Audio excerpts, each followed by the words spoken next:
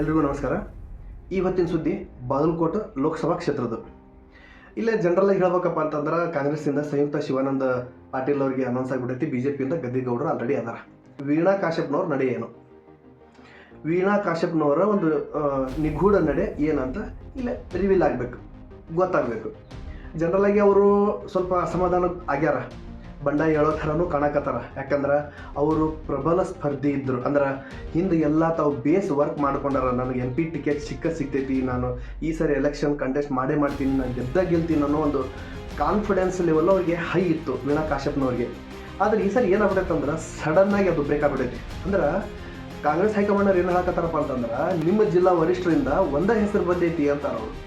ಒಂದಕ್ಕಿಂತ ಹೆಚ್ಚು ಬಂದರೆ ಮರುಪರಿಶೀಲನೆ ಮಾಡ್ಬೋದು, ಒಂದೇ ಬಂದೈತಂದಮೇಲೆ ನಾವು ಮರುಪರಿಶೀಲನೆ ಮಾಡೋ ಅವಶ್ಯಕತೆ ಇಲ್ಲ ಅಂತ ಅನ್ನೋ ಸಂದೇಶ ಕೊಟ್ಟ ಮೇಲೆ ವೀಣಾ ಕಾಶ್ಯಪ್ನವರು ತಮ್ಮ ಬೆಂಬಲಿಗರ ಒಂದು ಸಮಾವೇಶ ಕರೆದು ಏನು ಮಾಡ್ಬೇಕಂತ ಹೇಳಿ ಕೇಳಿದ್ರು, ಅಭಿಪ್ರಾಯ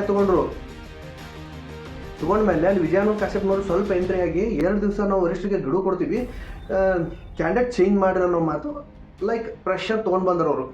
ಅದು ಬಹುಶಃ ಆ ಪ್ರೆಷರ್ ವರ್ಕ್ ಮಾಡಿಲ್ಲ ಅಂತ ಅನ್ಕೋತೀನಿ. ಅದು ಆದಮೇಲೆ ಗಡುವು ಮುಗೀತು. ಬಹುಶಃ ಆ ಒಂದು 2 ದಿವಸ ಏನು ಗಡುವು ಕೊಟ್ಟಿದ್ರಲ್ಲ, ಆಲ್ರೆಡಿ ಅದು ಮುಗಿದ 2-3 ದಿವಸ ಅದು ನೋ ವರ್ಕೌಟ್. ಇನ್ನು ಅದಾದಮೇಲೆ ಒಂದು ಸಮಾವೇಶ ಮಾಡಿದರು, ಬೆಂಬಲಿಗರ ಸಮಾವೇಶ.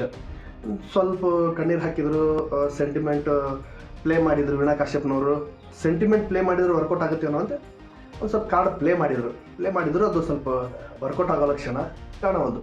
ಆದರೆ ವಿಜಯಾನಂದ ಕಾಶ್ಯಪ್ನವರು ಪಟ್ಟು ಹಿಡಿದ್ಬಿಟ್ರೆ, ನಮ್ಮ ಶ್ರೀಮತಿಯವರಿಗೆ ಟಿಕೆಟ್ ಕೊಡಬೇಕು, ದುಡಿದವ್ರು ನಾವು ಅಂಥೇಳಿ ಜಿಲ್ಲಾ ವರಿಷ್ಠರಿಗೆ ಲೈಟಾಗಿ ಸ್ವಲ್ಪ ಹಾಡು ಮಾತಾಡೋಕ್ಕೆ ಟ್ರೈ ಮಾಡಿದರು. ನಮಗೂ ಆ ಥರ ಭಾಷೆ ಬರ್ತೈತಿ. ಆದರೆ 40 ವರ್ಷ 50 ವರ್ಷದಿಂದ ನಾವು ಕಾಶ್ಯಪ್ನವ್ರ ಫ್ಯಾಮಿಲಿ ಕಾಂಗ್ರೆಸ್ಸಿಗೆ ದುಡಿಯಾಕತ್ತೀವಿ, ನಮಗೆ ಟಿಕೆಟ್ ಇಲ್ಲ ಅಂದ್ರೆ ಹೆಂಗೆ ಅನ್ನೋ ಒಂದು ಅಸಮಾಧಾನ ಸ್ವಾಭಾವಿಕ ಅವ್ರು ಹೊರಗೆ ಹಾಕಿದ್ರು. ಇದ್ರ ಜೊತೆಗೆ ವೀಣಾ ಕಾಶ್ಯಪ್ನವ್ರು ಏನು ಹೇಳ್ತಾರೆ, ನನಗೆ ಇನ್ ಕೇಸ್ ಟಿಕೆಟ್ ಸಿಗಲಿಲ್ಲ ಅಂದ್ರೆ ನಾನು ಪ್ರತಿಸ್ಪರ್ಧಿ ಅಂತೂ ಆಗಿ ಆಗ್ತೀನಿ, ಅಂದರೆ ಪಕ್ಷೇತರ ನಾನು ನಿಲ್ತೀನಿ, ನನ್ನ ಗಂಡಗೆ ಬಿಟ್ಟು ನಾನು ಏಕಾಂಗಿ ಹೋರಾಟ ಮಾಡ್ತೀನಿ ಅನ್ನೋ ಮಾತು ವೀಣಾ ಕಾಶ್ಯಪ್ನವರು ಆಲ್ರೆಡಿ ಸ್ಟೇಟ್ಮೆಂಟ್ ಕೊಟ್ಬಿಟ್ಟಾರ. ಅಂದ್ರೆ ಪಕ್ಷೇತರವಾಗಿ ಅವರು ಎಲೆಕ್ಷನ್ ಕಂಟೆಸ್ಟ್ ಮಾಡಬಹುದು, ಆದರೆ ಅದು ಇನ್ನೂ ಕ್ಲಾರಿಟಿ ಇಲ್ಲ. ಅಂದ್ರೆ ನಾ ಪಕ್ಷೇತರವಾಗಿ ಸ್ಪರ್ಧಿಸ್ತೀನಿ ಅನ್ನೋ ಮಾತು ಇನ್ನೂ ಅವ್ರಿಗೆ ಎಲ್ಲೂ ಹೇಳಿಲ್ಲ. ಯಾಕಂತಂದ್ರೆ ಅವ್ರಿಗೆ ಕಾಂಗ್ರೆಸ್ ಹೈಕಮಾಂಡ್ನವರು ಟಿಕೆಟ್ ಕೊಡ್ತಾರ, ಇದನ್ನು ಹೆಸರು ಚೇಂಜ್ ಮಾಡ್ತಾರೋ ಅನ್ನೋ ಓವರ್ ಕಾನ್ಫಿಡೆನ್ಸ್ ಅವ್ರಿಗೈತಿ. ಇದ್ರ ಜೊತೆಗೆ ಸಂಯುಕ್ತ ಶಿವಾನಂದ ಪಾಟೀಲ್ರು ಏನದಾರಲ್ಲ, ಅವರು ಸ್ವಲ್ಪ ವೀಣಾ ಕಾಶ್ಯಪ್ನವ್ರ ಬಗ್ಗೆ ಸ್ವಲ್ಪ ಸಾಫ್ಟ್ ಕಾರ್ನರ್ ಇಟ್ಕೊಂಡಾರ. ಅಂದ್ರೆ ಟಿಕೆಟ್ ಸಿಕ್ಕೈತಿ, ಇವತ್ತಿಲ್ಲ ನಾಳೆ ಅವ್ರ ಬೆಂಬಲ ನಮಗೆ ಬೇಕಾಗ್ತೈತಿ, ತಗೋಬೇಕಾಗತ್ತೆ, ಅವ್ರ ಮನೆಗೆ ಹೋಗ್ಬೇಕಾಗ್ತೈತಿ, ಕನ್ವಿ ಮಾಡಬೇಕಾಗತ್ತೆ, ರಾಜಕಾರಣ ಅನ್ನೋ ವಿಚಾರ ಇಟ್ಕೊಂಡು ಅವರು ಸಾಫ್ಟ್ ಕಾರ್ನರ್ ತೋರ್ಸಕತ್ತಾರ. ಅದು ಸೆಕೆಂಡ್ ಪಾರ್ಟ್. ವೀಣಾ ಕಾಶ್ಯಪ್ನವ್ರ ನಡೆ ಏನು ಅಂತಂದ್ರೆ, ಅವರು ಮತ್ತೆ ಒಂದು ಸಮಾವೇಶ ಕರೆದಿದ್ರಲ್ಲ, ಅದಾದ ಮೇಲೆ ವೀಣಾ ಕಾಶ್ಯಪ್ನವರು ಒಂದು ಸೋಷಿಯಲ್ ಮೀಡಿಯಾ ಪ್ರೆಸ್ ಮೀಟ್ ಕರೆದ್ರು ಸಡನ್ನಾಗಿ. ಏನು ಅಂಥೇಳಿ ಕ್ಯಾಶುವಲ್ ಆಗಿ ಒಂದು ಪ್ರೆಸ್ ಒಳಗೆ 1-2 ಕ್ವಶನ್ ಕೇಳಿದ್ರು. ನಿಮ್ಮ ನಡೆ ಏನು, ನೀವೇನು ಪಕ್ಷೇತರ ನೀವು ಸ್ಪರ್ಧಿಸ್ತೀರಾ ಅಥವಾ ಪಕ್ಷ ನಿಮಗೆ ಟಿಕೆಟ್ ಕೊಡೋಣ ಗ್ಯಾರಂಟಿ ಕಾನ್ಫಿಡೆನ್ಸ್ ಐತಾ ಅಂತ 1-2 ಪ್ರಶ್ನೆ ಹಂಗೆ ಕೇಳಿದ್ರು. ಅವಾಗ ಇಲ್ಲ, ನಾನು ಸ್ವಲ್ಪ ಸುಸ್ತಾಗೀನಿ, ಫಿಸಿಕಲಿ ಸ್ವಲ್ಪ ನಾನು ಸುಸ್ತಾಗೀನಿ, ಅಂದ್ರೆ ಸ್ಟ್ರೆಸ್ ಆಗಿ, ನನ್ನ ಜೊತೆಗೆ ಮೆಂಟಲಿ ಸ್ವಲ್ಪ ಸ್ಟ್ರೆಸ್ ಆಗೀನಿ. ಯಾಕಂದ್ರೆ ನಾನು ಟಿಕೆಟ್ ಸಿಗುತ್ತೆ ಅನ್ನೋ ಗ್ಯಾರಂಟಿ, ಆ ಕಾನ್ಫಿಡೆನ್ಸ್ ಲೆವೆಲ್ ನನ್ನ ಹತ್ರ ಹೈ ಇತ್ತು. ಮತ್ತು ಈಗ ಟಿಕೆಟ್ ಸಿಕ್ಕಿಲ್ಲ ಅಂತಂದ್ರೆ ಆಟೋಮೆಟಿಕ್ಲಿ ನಾನು ಸ್ವಲ್ಪ ಮೆಂಟಲಿ ನಾನು ಸ್ವಲ್ಪ ಸ್ಟ್ರೆಸ್ ಆಗೀನಿ. ಅಂದ್ರೆ 1-2 ದಿವಸ ನಮ್ಗೆ ರೆಸ್ಟ್ ಬೇಕಾಗ್ತೈತಿ. ಹಂಗೆ ಕ್ಯಾಶುವಲ್ ಒಂದು ಟೆಸ್ಟ್ ಮಾಡಿಸ್ಕೊತೀನಿ, ಜನರಲ್ ಚೆಕಪ್ ಮಾಡಿಸ್ಕೊಂಡು 1-2 ದಿವಸ ನಾನು ರೆಸ್ಟ್ ಮಾಡ್ತೀನಿ. ಏಪ್ರಿಲ್ 12ನೇ ತಾರೀಕಿಂತ ನಾಮಪತ್ರ ಸಲ್ಲಿಸೋ ಕೊನೆ ದಿನ ಐತಿ. ನಮಗಿನ್ನೂ ಸಾಕಷ್ಟು ಟೈಮ್ ಐತಿ.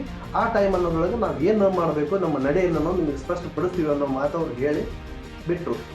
ಸೊ ಇಲ್ಲಿ ವೀಣಾ ಕಾಶ್ಯಪ್ನವ್ರು ನಡೆ ಏನು, ಅಕಸ್ಮಾತ್ ಪಕ್ಷೇತರ ಅವ್ರು ಏನಾದರೂ ಸ್ಪರ್ಧಿಸ್ತಾರ, ಇನ್ನೂ 12 ದಿವಸ ಐತಿ ನಾಮಪತ್ರ ಸಲ್ಸಕ್ಕೆ ಅನ್ನೋ ಮಾತು ಅವ್ರು ಹೇಳಿದ್ರು ಅವ್ರ ಪಕ್ಷೇತರ